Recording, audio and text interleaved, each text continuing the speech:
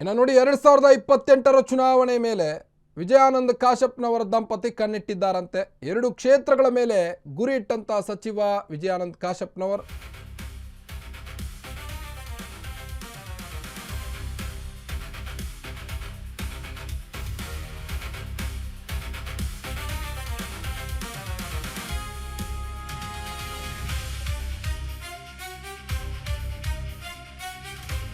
ನೂತನ ಸಚಿವ ವಿಜಯಾನಂದ ಕಾಶಪ್ಪನವರವರ ದಂಪತಿ 2028ರ ಚುನಾವಣೆಯನ್ನ ಗುರಿಯಾಗಿಸಿಕೊಂಡಿದ್ದಾರಂತೆ, ಕಣ್ಣಿಟ್ಟಿದ್ದಾರಂತೆ.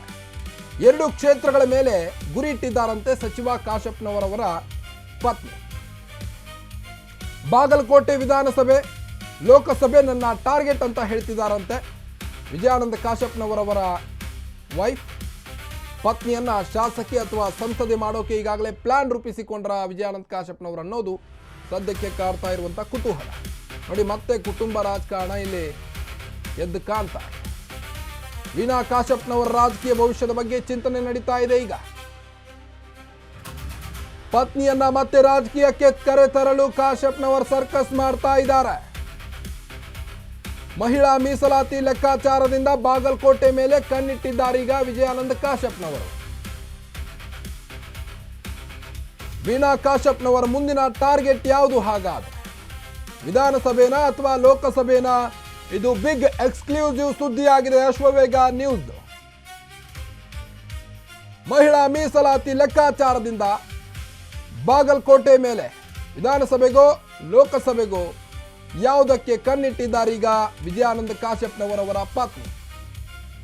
ಬಾಗಲಕೋಟೆ ವಿಧಾನಸಭೆ ಲೋಕಸಭೆ ನನ್ನ ಟಾರ್ಗೆಟ್ ಅಂತ ಒಂದು ಕಡೆ ಹೇಳ್ತಾ ಇದ್ದಾರೆ. 2 ಕ್ಷೇತ್ರಗಳ ಮೇಲೆ ಗುರಿಯಾಗಿಸಿದ್ದಾರೆ ಸಚಿವ ಕಾಶಪ್ಪನವರವರ ಪತ್ನಿ. 2028ರ ಚುನಾವಣೆ ಮೇಲೆ ಕಾಶಪ್ಪನವರ ದಂಪತಿ ಕಣ್ಣಿಟ್ಟಿದ್ದಾರೆ. ಅವರನ್ನ ಶಾಸಕಿ ಅಥವಾ ಸಂಸದೆ ಮಾಡೋಕೆ ಕಾಶಪ್ಪನವರವರು ಏನಾದರೂ ಪ್ಲಾನ್ ಹಾಕಿದ್ರ? ಪತ್ನಿಯನ್ನ ಮತ್ತೆ ರಾಜಕೀಯಕ್ಕೆ ಕರೆತರಲು ಕಾಶಪ್ಪನವರು ಸರ್ಕಸ್ ಮಾಡ್ತಾ ಇದ್ದಾರ? ಈ ಹಿಂದೆಯೂ ಕೂಡ ವೀಣಾ ಕಾಶಪ್ಪನವರವರು ರಾಜಕೀಯದಲ್ಲಿ ಸಕ್ರಿಯವಾಗಿದ್ರು. ಅದಾದ ನಂತರದಲ್ಲಿ ಸ್ವಲ್ಪ ರಾಜಕೀಯದಿಂದ ದೂರ ಉಳಿದಿದ್ರು.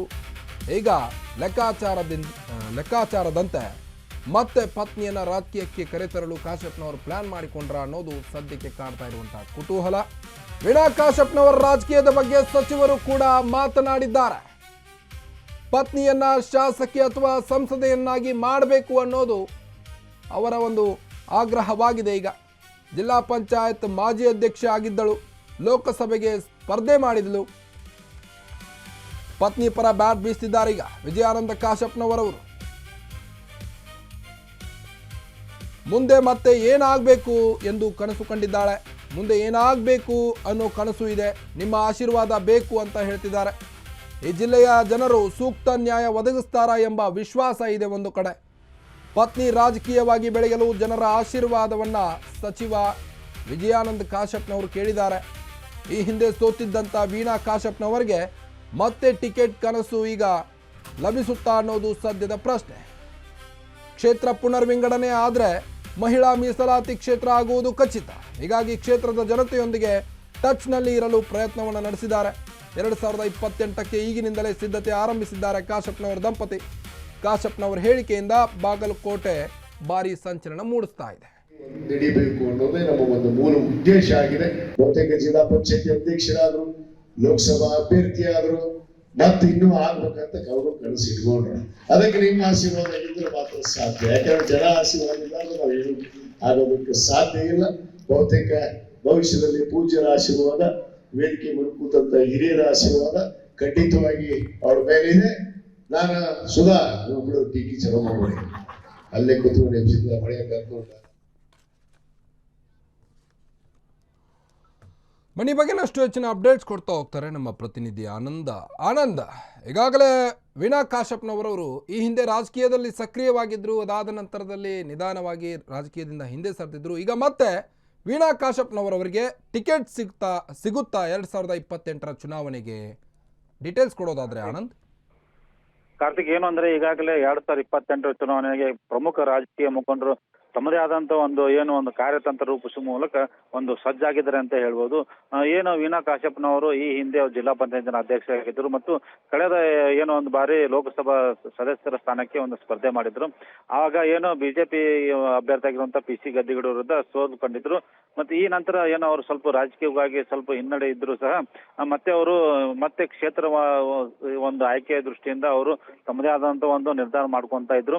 ಮತ್ತೆ ಈಗ ಏನಂದ್ರೆ ಈ ಜಿಲ್ಲಾ ಉಸ್ತುವಾರಿ ಸಚಿವರಾಗಿ ಆಯ್ಕೆಯಾಗಿರುವಂತಹ ವಿಜಯಾನಂದ ಕಾಶ್ಯಪ್ನವರು ಇರುವುದರಿಂದ ಅವ್ರಿಗೆ ಮತ್ತಷ್ಟು ಒಂದು ಬಲ ಬಂದಂತೆ ಆಗಿದೆ. ಯಾಕೆಂದ್ರೆ VVK ಫೌಂಡೇಶನ್ ಮಾಡೋ ಮೂಲಕ ಇಲ್ಲಿ ಸಾಮಾಜಿಕ ಸೇವೆ ಮಾಡುತ್ತಾ ಅವರು ರಾಜಕೀಯದಲ್ಲಿ ಟಚ್ ಉಳಿಯುವ ಜೊತೆಗೆ ಒಂದು ಮತದಾರರು ಮತ್ತು ತಮ್ಮ ಪಕ್ಷದ ಕಾರ್ಯಕರ್ತರನ್ನು ಒಂದು ಒಳಗೆ ತೆಗೆದುಕೊಳ್ಳುವಂತ ಒಂದು ಕೆಲಸ ಮಾಡ್ತಾ ಇದ್ದಾರೆ. ಹೀಗಾಗಿ ಈಗ ಮುಂಬರುವ 2028 ಚುನಾವಣೆಯಲ್ಲಿ ಮೀಸಲಾತಿ ಆಗ್ಬಹುದು. ಒಂದು ಅಕಸ್ಮಾತ್ ಈ ಕ್ಷೇತ್ರ ಪುನರ್ವರ್ಗಣೆ ಆದ್ರೆ 33% ಅಷ್ಟು ಮಹಿಳಾ ಮೀಸಲಾತಿ ಆಗುವ ಹಿನ್ನೆಲೆಯಲ್ಲಿ ಮಹಿಳಾ ಮೀಸಲಾತಿ ಆದರೆ ನಮಗೆ ಒಂದು ಸ್ಥಾನ ಖಚಿತ ಎಂಬುದು ಅದು ಅವ್ರದ್ದು ಒಂದು ಕಾರ್ಯತಂತ್ರ ಮಾಡ್ತಾ ಇದ್ದಾರೆ. ಇದ್ರ ಜೊತೆಗೆ ಅಕಸ್ಮಾತ್ ಏನಾದ್ರೂ ಪುನರ್ವಿಂಗಡಣೆ ಈ ಬಾರಿ 2028 ಆಗದೇ ಇದ್ದಲ್ಲಿ ಮತ್ತೆ ನಾನು ಲೋಕಸಭೆಗೆ ಸ್ಪರ್ಧೆ ಮಾಡಿ ಆ ಲೋಕಸಭಾ ಸಂಸದರಾಗುವ ಒಂದು ಕನಸು ಕಾಣಿದ್ದಾರೆ. ಹೀಗಾಗಿ ಇವರು ಹಿಂದೆ ಅವರ ಪತಿಯ ಒಂದು ಹಿಂದೆ ಇದ್ದಾರೆ, ಅವರು ಬೆನ್ನೆಲುಬಾಗಿ ನಿಂತಿದ್ದಾರೆ. ಹೀಗಾಗಿ ಅವರು ಕಳೆದ ದಿನ ಒಂದು VVK ಫೌಂಡೇಶನ್ ಭಾಷಣದಲ್ಲಿ ನೇರವಾಗಿ ಜನರ ಆಶೀರ್ವಾದ ಇದ್ರೆ ನಾವು ಮತ್ತೆ ಏನೆಲ್ಲ ಮಾಡ್ಬೋದು, ನಿಮ್ಮ ಆಶೀರ್ವಾದ ಬೇಕಂತ ಈಗಲೇ ಅವರು ಒಂದು ಹಂತದಲ್ಲಿ ಪ್ರಚಾರ ತಂತ್ರ ಮಾಡಿದ್ದಾರೆ ಅಂತ ಹೇಳ್ಬೋದು.